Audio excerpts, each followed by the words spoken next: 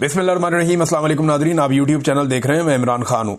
Nadreen, पूरी की पूरी हुकूमत, पाकिस्तान की एस्टेब्लिशमेंट और बहुत सारे टाउट्स ये गंडापुर के सामने एक शीशा पिलाई हुई दीवार बन के खड़े हो गए। यानी वो गंडापुर का नुकसान होने नहीं देना चाह रहे। मुझे पहले अंदाजा नहीं था कि पाकिस्तान की जो इस वक्त पीडीएम की हुकूमत है या जो एस्टेब्लिशमेंट है या उनके टाउट्स हैं वो गंडापुर से इतना प्यार करते हैं। अगर किसी ने पाकिस्तान की तारीख में बेहतरीन नूरा कुश्ती की है तो उसका अवार्ड अगर आप देना चाहें तो अब आप दे सकते हैं फैसल करीम कुंडी को और गंडापुर को, क्योंकि ये दोनों आपस में जानवरों की तरह लड़ते थे। रोजाना की बुनियाद पे एक दूसरे के खिलाफ स्टेटमेंट्स देते थे और फिर आप देखें कि अब गंडापुर इस्तीफा देता है और फैसल करीम कुंडी कहता है जी मेरे पास आया ही नहीं। हालांकि गुज़िश्ता रात लेट नाइट इस्तीफा पहुंच चुका, लेकिन फैसल करीम कुंडी कहता है मेरे पास गंडापुर का इस्तीफा नहीं आया। वफाकी वुज़रा बैठे हुए हैं, प्रेस कॉन्फ्रेंस कर रहे हैं गंडापुर की हमायत में। जितने भी लोग इमरान खान के मुखालिफ हैं या जितने लोग इमरान खान को नापसंद करते हैं या उनसे बोगज़ रखते हैं या उनसे नफरत करते हैं, वो तमाम लोग गंडापुर को बचाने के लिए मैदान में आ गए हैं और सुहेल अफरीदी को ना लाने के लिए पूरी तरह सरगर्म हो गए हैं। अब कानूनी तरीका क्या है इसका मैं आपको बताता हूं, लेकिन इमरान खान साहब तक ये दबाव डाला गया, उन तक बार बार ये बात पहुंचाई गई कि खान साहब अपना फैसला वापस ले लें, ये फैसला आप ना करें। लेकिन इस पे इमरान खान साहब डट गए। इमरान खान साहब ने कहा नहीं, सुहेल अफरीदी का नाम मैंने दिया, उसको जाके बनाओ वजीर आला खैबर पख्तूनख्वा, वही होगा वजीर आला खैबर पख्तूनख्वा। अब नाजरीन, जो कानूनी तरीकाकार है इसका वो तो ये है कि इस्तीफा दे दिया वजीर आला ने, गवर्नर ने इस्तीफा मंजूर कर लिया, एक कानूनी तरीकाकार है, ये तो हो जाएगा। उसके बाद नए कायद का या वजीर आला का इंतखाब होगा। अब नून लीग ने अपना उम्मीदवार दे दिया तो अपोजिशन मुत्तफिका उम्मीदवार भी दे सकती है, अलग भी दे सकती है। गंडापुर ने एक दौर में कहा था कि 22 एमपीए पूरी तरह से कंप्रोमाइज हैं और वो कंट्रोल में है एस्टेब्लिशमेंट के, ये गंडापुर ने कहा था। तो अब वो 22 एमपीए का भी इम्तिहान है, क्योंकि इलेक्शन कमीशन ऑफ पाकिस्तान ने फौरी तौर पर एक बड़ी कार्रवाई डाल दी है। उन्होंने सुप्रीम कोर्ट ऑफ पाकिस्तान के एक फैसले को जवाज बनाते हुए पाकिस्तान तहरीक इंसाफ के तमाम एमपीएस को, एमएनएस को आजाद डिक्लेयर कर दिया। यानी अब कोई कहीं भी वोट डाल सकता है, लेकिन जो जहां भी वोट डालेगा वो फिर वहीं पे रहेगा, वापस आने का कोई रास्ता नहीं है। खैबर पख्तूनख्वा में इमरान खान साहब के एमपीए तोड़ लेना कोई खाला जी का वाड़ा नहीं है कि एस्टेब्लिशमेंट जाएगी या सेक्टर कमांडर्स या वहां पे जितने भी एजेंसियों के लोग हैं वो लोग अपना दबाव डालेंगे, बंदे अगवा करेंगे, पकड़ेंगे, मारेंगे, कुटेंगे और कहेंगे जी हमने इतने बंदे तोड़ लिए और अब ये बंदे नून लीग के उम्मीदवार को वोट डालेंगे। ये नहीं होना। इक्का दुक्का हो सकता है, बड़े पैमाने पर यह मुमकिन नहीं है, ये नहीं होना। हालात अब बहुत बदल गए हैं। इन्हें तो 2022 में पंजाब में से टोटल मिला के 20 बंदे मिले थे बड़ी मुश्किल से, पूरे पंजाब में इतनी बड़ी असेंबली में से, और बाद में भी उनमें से 16 बंदे 17 बंदे सीटें हार गए थे। पीएमएलएन की दुर्गत बन गई थी जहां पे ये लोग छोड़कर गए थे। तो इलेक्शन तो जब भी ठीक होगा, ये लोग तो कभी इलेक्शन जीतने का सोच भी नहीं सकेंगे।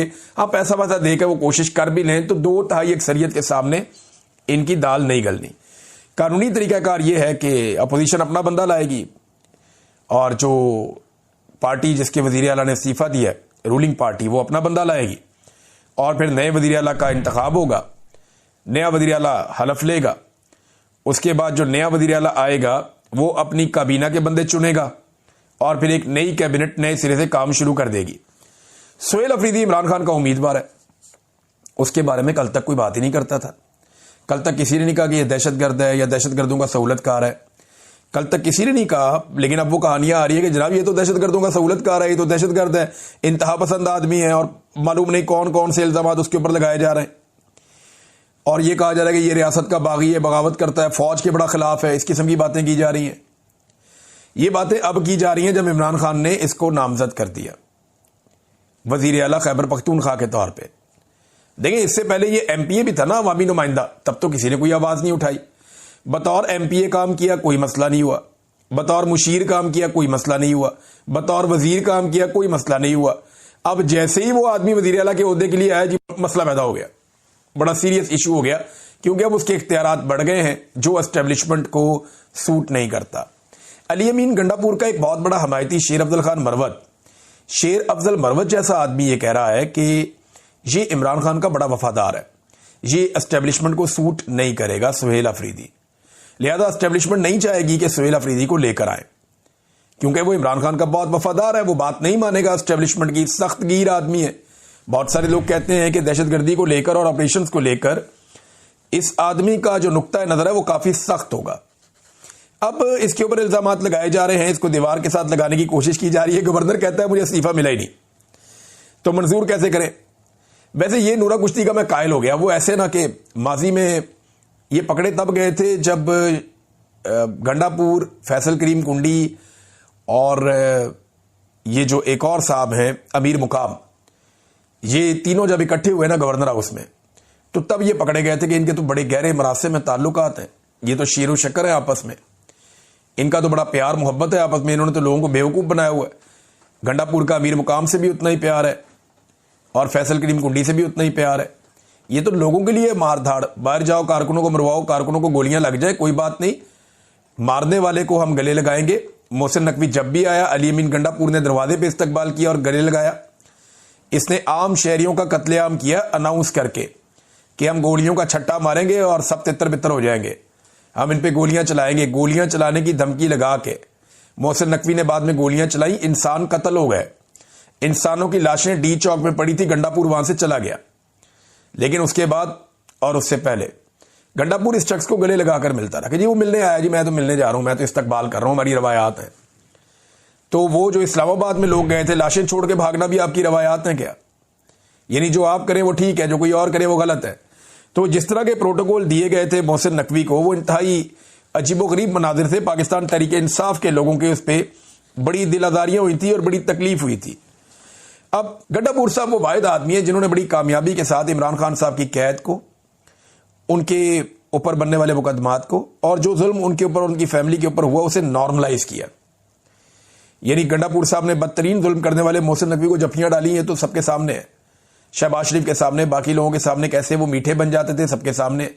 जैसे वो पूरी कैबिनेट को लेकर खाना खिलाने ले गए कोर कमांडर हाउस में, ये भी कहानी सब जानते हैं।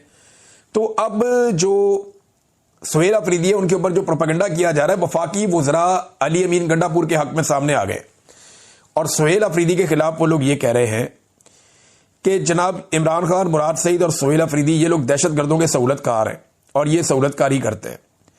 मगर कुछ हकायक हैं जो आपको याद रखने पड़ेंगे। 2022 में जब मिलिट्री एस्टेब्लिशमेंट ने यह फैसला किया कि दहशतगर्दी को पाकिस्तान में लाया जाएगा, तो उस वक्त सबसे बड़ा मुखालिफ बन के जो सामने आया वो मुराद सईद था, जिसने पाकिस्तान में नए सिरे से एहतजाज शुरू किया। सबसे पहले उसने आवाज उठाई, उसने शोर मचा दिया था कि पाकिस्तान की मिलिट्री एस्टेब्लिशमेंट अफगानिस्तान के बॉर्डर को नरम कर रही है दहशतगर्दों के लिए और बाई डिजाइन दहशतगर्दों को पाकिस्तान में दाखिल किया जा रहा है और उनके ठिकाने पाकिस्तान में बनाए जा रहे हैं। आने वाले वक्त में पाकिस्तान में दहशतगर्दी बढ़ जाएगी। खैबर पख्तूनख्वा में पाकिस्तान तहरीक